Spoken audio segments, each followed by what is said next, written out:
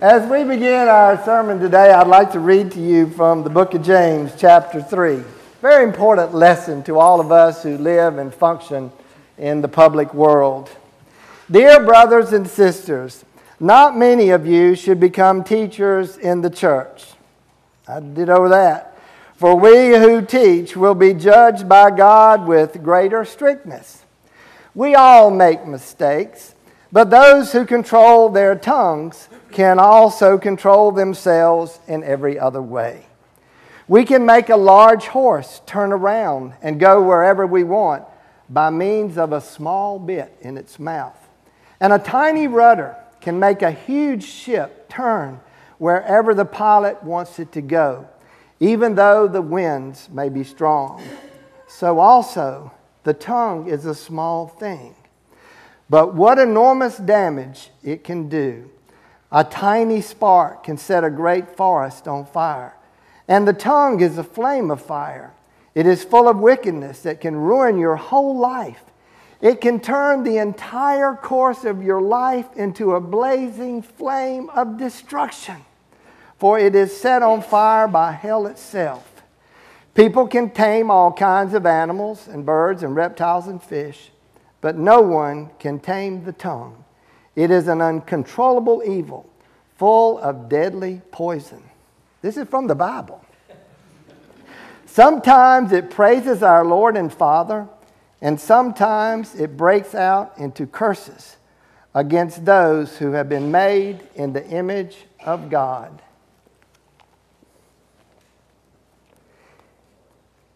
Raise your hand if you do not know who Donald Sterling is. Well, I will tell you. He is a very public figure, a very wealthy man. He owns the Los Angeles Clippers. And in the last week or so, he had a conversation with one of his friends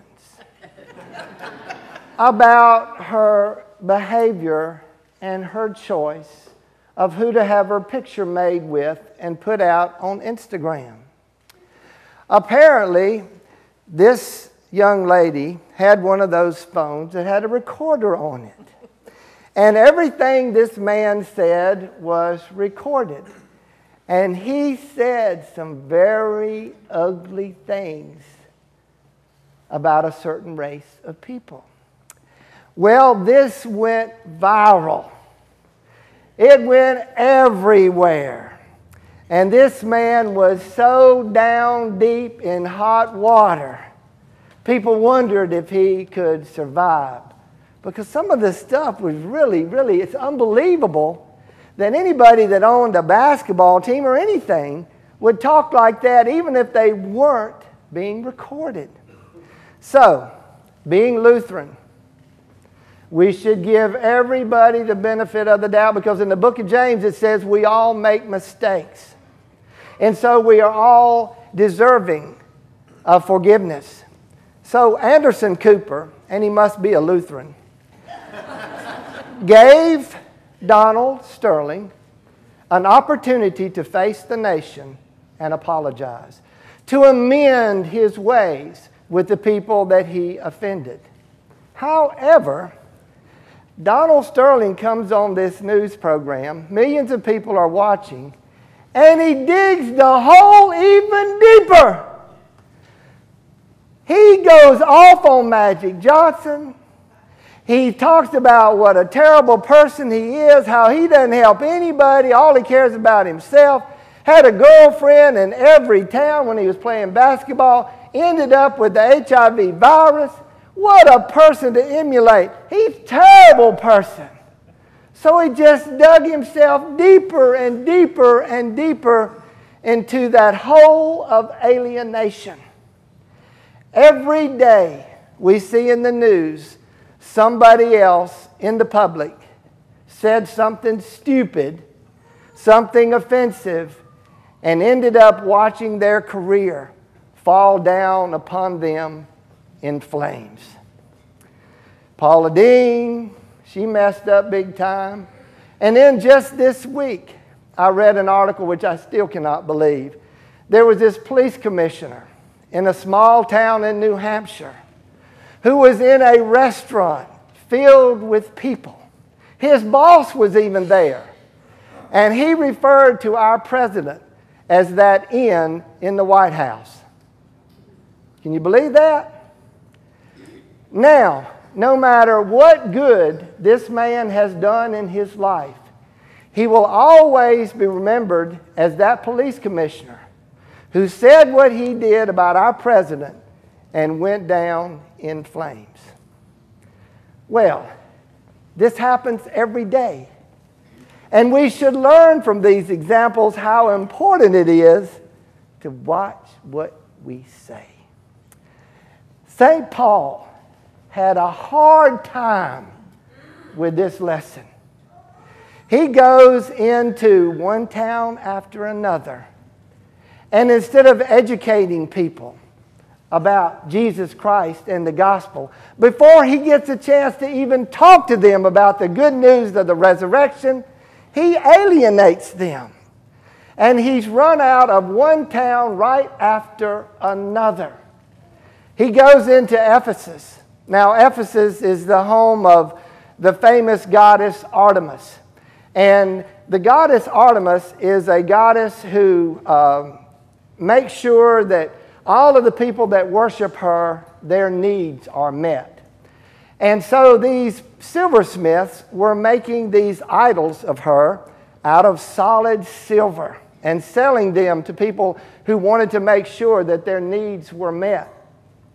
Well, Paul comes into Ephesus and he says, "What's up with these silver idols, blah, blah, blah, blah, blah? Are you serious? Do you really think this silver idol can make your day go better, make you get a raise, make your crop be better, make your life and your marriage be better?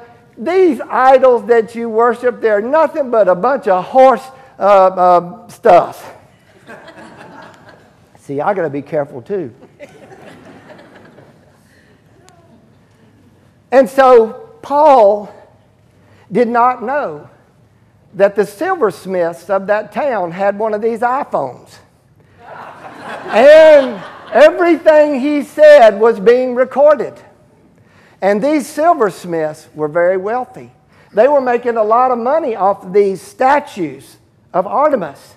And so they got together and they said, "You know, Paul was scheduled to speak at the amphitheater in just a little while.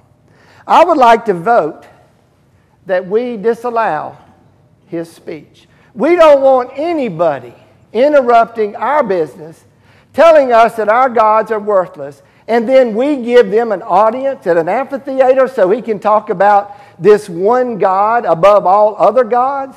So Paul is on the way to the amphitheater, and he stopped at the gate. And there are hundreds of people there waiting to hear from one philosopher or another. But Paul is denied the right to preach the gospel, and he's run out of town. Now, going into Ephesus and talking about Artemis and dissing those silver statues is like me, for example, going down to the Greek festival this afternoon. And while they're taking a break from those ridiculous Greek dances, you know, I don't want to alienate anybody here. I stand up in the amphitheater and I say, "Listen, my Greek brothers and sisters, are you not happy to take the money of all the people that come in here to buy your food, to buy your goods?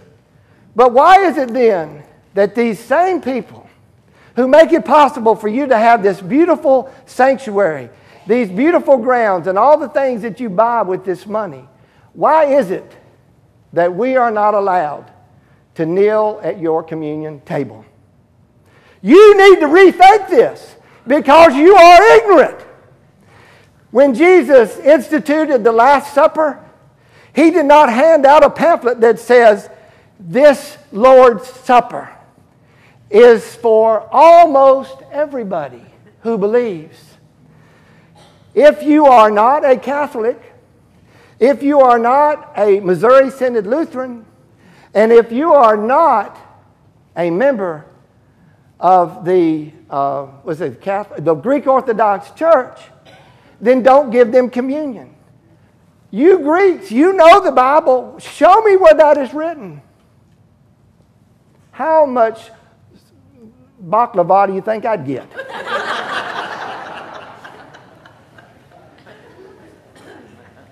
We wouldn't do that, would we? I would never take a dig at another religion or another denomination. I would never say to the Baptists, what's up with this telling me that my baptism is invalid? You have told everybody you can tell that unless they're totally and completely immersed under the water, they're not going to heaven. Who are you to say that? We're not talking about a bath here. We're talking about baptism. Would I be asked back? Probably not. And if I were to say anything else ugly about the Catholics, I would say, look, you worship Mary like she's some goddess or something, yet you won't let women be priests. What's up with that? Hypocrite! But I would never say that, because you never can tell. We may have some Catholics here today and may never see them again. But I would never do that, because I don't want to get in trouble. I don't want to alienate anybody. Because what God has called Paul to do, He called him and He converted him. And He said, Paul, I want you to go out into the world and preach the good news of the resurrection. But instead, Paul spent a lot of his time dissing other religions and less time proclaiming the good news of the resurrection, wherein is the power to believe or not to believe. So what are we to do? We have been called, we have been converted, and we should read and reread and learn and relearn over and over and over again how important it is when we're out in the real world representing Jesus Christ to temper our tongues, to make sure that we educate rather than alienate. And so this is what we have to do. The tongue is the second most important evangelism tool that we have. Does anybody know what the first one is? The tongue is second in bringing people to Christ. What is first? Our actions. You've all heard the cliche, actions speak louder than words. By our actions and by our words, we, like Paul, are called to represent the body of Christ and to win people over insofar as we are able. Now, after Paul, it's how many letters in the book of contents in the Bible do you see written by Paul to the Athenians? 13. None. To the Athenians? None. You know why? Because when he went up to the Acropolis, to the Areopagus, he had an opportunity to win over the Greeks. There were influential Greeks in that very important town. But look what he said. He said, God overlooked people's former ignorance. In other words, you've been stupid about these things. But now He commands everyone, everywhere, to turn away from idols and to turn to Him. The very next sentence in the next chapter said Paul left Athens. It didn't say how he left Athens. I got a feeling he got out of there before he got in too big a trouble. But anyway, he could have established a church right up there at the Acropolis, right on the top of that beautiful mountain. But instead, he alienated the people who said, come, tell us more. He should have focused not on what they used to believe or their idols or whatever else. He should have just focused on the inscription that said, to an unknown God, and then preached to them about the resurrection of Jesus Christ. Now, when God is in His heaven and He's looking down and He sees Paul screw up like he did in Athens, what do you think God was thinking?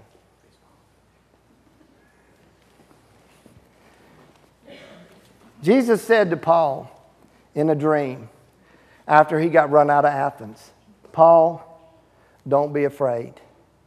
Speak out, don't be silent, for I am with you.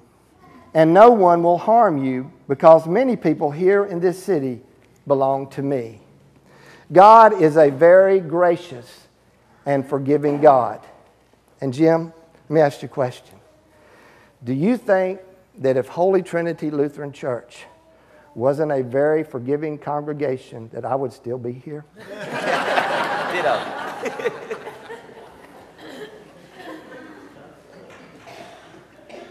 Paul was human. We are all human. We are going to make mistakes. Paul never gave up. I'm never going to give up. And Jesus does not want you to give up. Instead, he says, don't be afraid. I am with you. When you make a mistake, apologize, move forward. But let us never stop proclaiming that Jesus is the Christ. Let us stand.